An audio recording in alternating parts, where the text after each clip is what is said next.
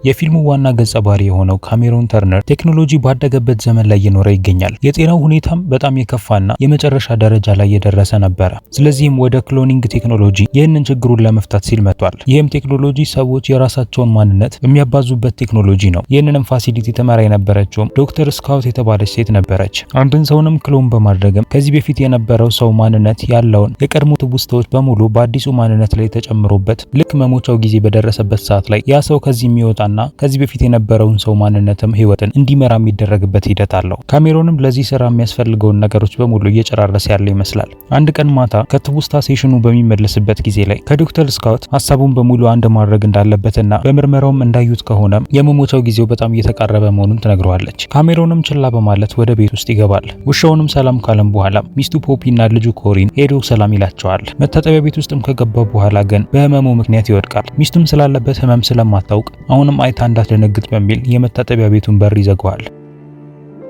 በቀጣዩ ቀን ከዶክተር ስካውት ጋር አንድ ላይ በመሆን ካሜሮን መሞቻ እድሜው በደረሰበት ሰዓት ላይ የሱን ቦታ ክሎኑ በሚተካበት ሰዓት ሊሞቱ ጊዜያት የቀሯቸው ሰዎች የሚቆዩበትን ቦታ አብረው ይመለከታሉ። ሐሳቡንም ከቀየረም ክሎኑ እንደማይነቃ የሚናገረን አንድ ውልን ከፈረመ በኋላ በመቆጣጠሪያ ክፍል ውስጥ በሳይኮሎጂስትነትና በተቆጣጣሪነት የሚሰራውን ዳልተን የተባለውን ሰው ታስተዋውቀዋለች። የተቀሩት ክፍሎች ግን ቁጥጥር ይደረግላቸው የነበረው በኤአይ ነው። ሰዓቱንና ካሜራውን እንዲያጠፋ ካደረጉት በኋላ ክሎኑ በተኛበት ቦታ ላይ እንዲገባ ይፈቀድለታል። ለጊዜው ክሎን ይባል እንጂ ነገር ግን ምንም አይነት ትውስታ የሌለበት ዝም ብሎ ሰው ነበር የተኛው። እናም ከዚህ በኋላም ይህንን ማንነቱን ጃክ እያለን የምንጠራው ይሆናል። ካሜሮንም በመገረም መልኩ ጃክን ይመለከተዋል። ዶክተሮቹ ሳይፈቅዱለትም ሄዶ እጁንም ይነካዋል። ይህም ካሜሮንን በጣም አስገርሞት ነበር። ወደ ቤቱ ከተመለሰ በኋላ የዕለት ተዕለት ህይወቱን እንደተለመደ ይቀጥላል። ከሚወዳቸው ከሚስቱና ከልጁ ጋርም ጥሩ ጊዜንም ያሳልፋል። ከዛ በተጨማሪም እየጠላ የመጣውንም የዲዛይን ስራንም መስራት ነበረበት። የካሜሮን ትክክለኛ ፓሽን አርት ነበረ። አንድ ቀን ከሰዓት ላይ ከፓፒና መንታ ከሆነው ከወንድሟ አንድሬ ጋር ሲያወሩ ያስታውሳል። ያወሩትም ስለ ክሎኖች ሲሆን ሚስቱም በሁለቱ ማንነቶች መካከል ላይ ምንም አይነት ልዩነትን እስካላየች ድረስ ይሄ ምንም መጥፎነቱ እንደማይታያት ትናገራለች። ይህም ካሜሮን በድጋሚ ዶክተር ስካውትን ሄዶ እንዲያገኛት ያደርገዋል። እሷም ሁሉም ክሎኖች ክሎን መደረጋቸውንና ኮፒ መሆናቸውን የሚያሳያቸውን ትውስታ መደለት የሚችል ሲሆን ያ ከተደለተ ምንም አይነት ነገርን እነሱ ላይ እንደማይፈጠር ትነግረዋለች። ለመጨረሻ ጊዜ ክሎን ያደረጓትም ሴት እንዳለችና እሷን ሄዶ አግኝቷትም ክሎን ስለመደረጓም ምንም አይነት ውስጥ እንደሌላትም ማረጋገጥ እንደሚችልም ትነግረዋለች። ያቺ ሴትም ኬት ትባላለች። በጸሐፊነትም የምትሰራ ሲሆን ካሜሮን ወደ ሱቋ ሄዶ የነበረው ደንበኛ በመምሰል ነበረ። ንግግራቸው መደበኛ የሚባል ነበረ። ካሜሮንም ኬት ክሎን መሆኗን መለየት አይችልም። ከዛ በተጨማሪ እዛው ትገኝ የነበረችው ልጇም እናቷ ክሎን መሆኗን አታውቅም። እናም ሁሉም ነገር የተሳካም ይመስላል። ካሜሮን ወደ ቤት ከተመለሰ በኋላ ሚስቱ ከ7 ወር በኋላ ሌላ ልጅን እንደሚወልዱ ትነግረዋለች። እሱም ባለው እድሜ አዲሱን ልጁን መመልከት እንደማይችል ባሰበበት ሰዓት ላይ ማልቀስ ይጀምራል። እውነቱንም ለመናገርም ለትንሽ ደቂቃዎች አመንትቶ ነበረ። ነገር ግን ያንን መናገር ያቅተውና በመጨረሻም በድጋሚ አባት መሆኑን ባሰበበት ሰዓት ላይ በደስታ ሊያለቅስ እንደቻለም ይነግራታል። በቀጣይ ለዶክተር ስካት ይደውልና ሐሳቡን እንደቀየረ ይነግራታል። ነገር ግን ወደ ፋሲሊቲው በመመለስ ትክክለኛውን ኬት ሄዶ ያገኛታል። እናም ሄዶ ክሎኗን እንዳገኘትና ወግ በሚያደርጉበት ጊዜ ላይ ልጇም አሁን ባለችበት ሁኔታ ደስተኛ እንደሆነችም ይነግራታል። መነጋገር የነበረባቸውን ነገር ከተነጋገሩ በኋላ ካሜሮን ለፓፒ ለትንሽ ጊዜ ያክል በአንድ ስራ ምክንያት ሊመጣ እንደማይችል ይነግራታል። በድርጅቱም የተዘጋጀለትን አዲስ ልብስ ከለበሰ በኋላ ካሜሮን ለ6 ሰዓት ያክል እዛው ተኝቶ ይቆያል። በዚህ መልኩም እየተደረገለት የነበረው ነገር ያሉት ትውስታዎች በሙሉ ወደ አዲሱ ማንነቱ ወይም ወደ ጃክ እየተገለበጠለት ነበረ። ሁሉም ነገር ካለቀ በኋላም ቀጣዩ ስራቸው ደግሞ ለትውስታቸው የሚሰጡት ምላሽ ምን እንደሆነ ቴስት ማድረግ ነበረ። ይህም ማለት ካሜሮን ትላልቅ የሚባሉ ትውስታዎቹ ልክ እንደ ፖፒ ሲያገኛትና የመጀመሪያ ልጃቸው ሲወለድ እንዲሁም በመጨረሻ ደግሞ የአንድሬ ሞትን በማስታወስ ይህንን ቴስት ማድረግ ነበረባቸው። ይህ ሁሉ ካበቃ በኋላ ጃክን የሚያነቁበት ጊዜ ደርሷል።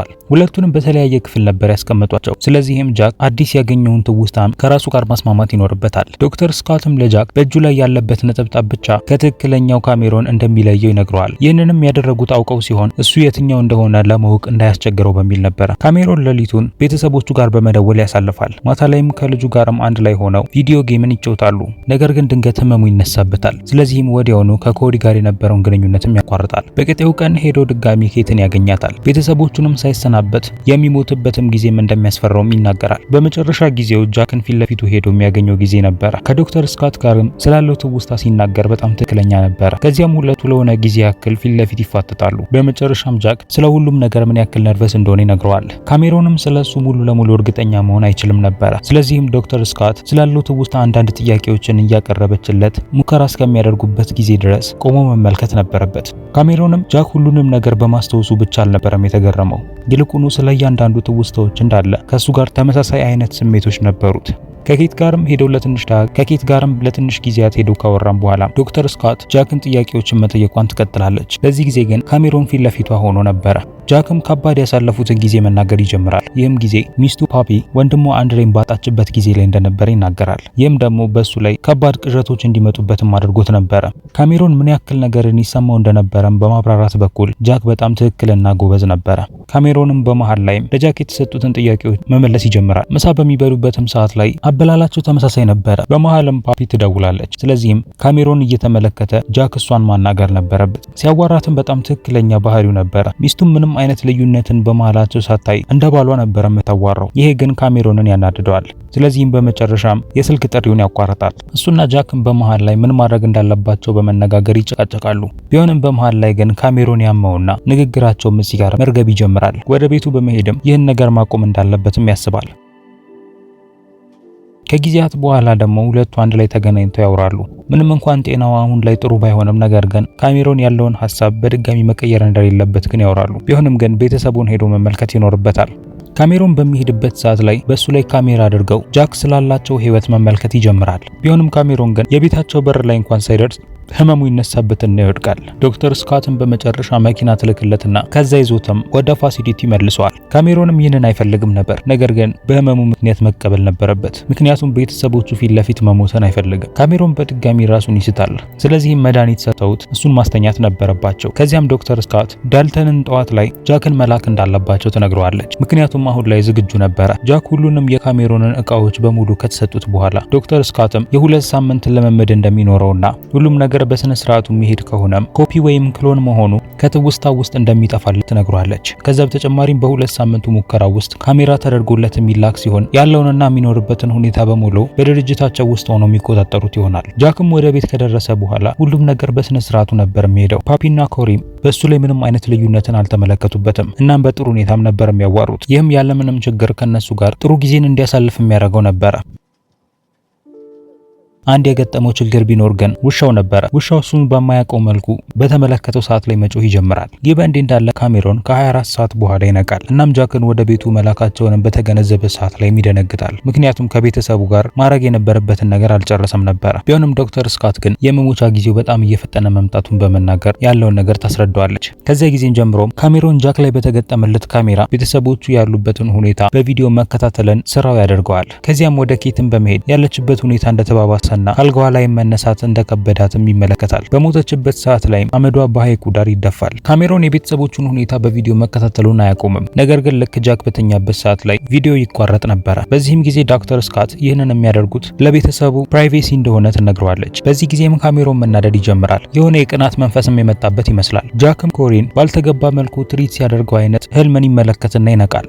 ባለበት ሁኔታም ተጨንቆ ነበረ። አንደኛው ሰዓቱ ተሰብራ ስለነበረና ለጃክ ስላልተሰጠችው እሷን ይዞ ከድርጅቱ ማምለጥን ይመርጣል። ሰዓቱንም በመጠቀም ጀልባውን አክቲቬት አድርጎ በውሃው ላይ እንዲወስድ ያደርጋል። ከሰዓታት በኋላ ወደ ቤቱ ሊደርስ ችሏል። መጀመሪያ ሄዶ የጎበኘውም ክፍል የራሱን ቢሮ ነበረ። በዛም ጊዜ ላይ ጃክ ከሳላቸው ስዕሎች ውስጥ ይመለከታል። ከዚያም ከፓፒ ጋርም ያላቸውንም የስልክ ቴክስትም ይመለከታል። ሁሉም ኖርማል የሚባሉና እሱ ያደርጋቸው የነበሩ አይነት ንግግሮች ነበሩ። ቢሆንም ያሰማው ድምጽ ግን ጃክ እንቅልፉ እንዲነቃ ያደርገዋል። ወደሱ በመምጣትም ያለበት ሁኔታ እንደገባውም ይነግረዋል። ለሱ በማሰብም ለአንዴና ለመጨረሻ ጊዜ ቤተሰቡን እንዲጎበኛቸው ይፈቅድለታል።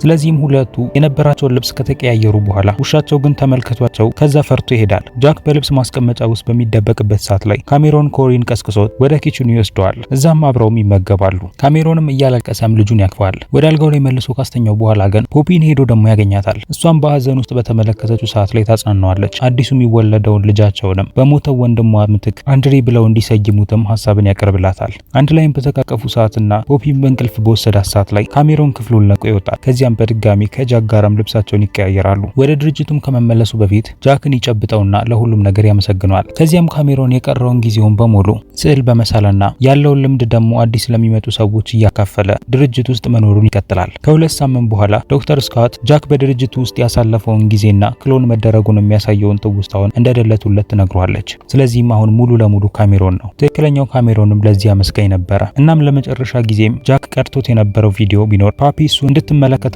እንደምትወደው እንድትነግረው ነበረ። እሷም እንደዛው እየተመለከተችው እንደምትወደው ትነግሯለች። ካሜሮንም እንባው እየወረደ ይህን ነገር ይመለከታል። ፊልሙ ይህን ይመስል ነበረ። ላይክ እና ሰብስክራይብ ማድረጋችሁን እንዳትረሱ። በሌላ ቪዲዮ እስክንገናኝ ድረስ ግን ቻው።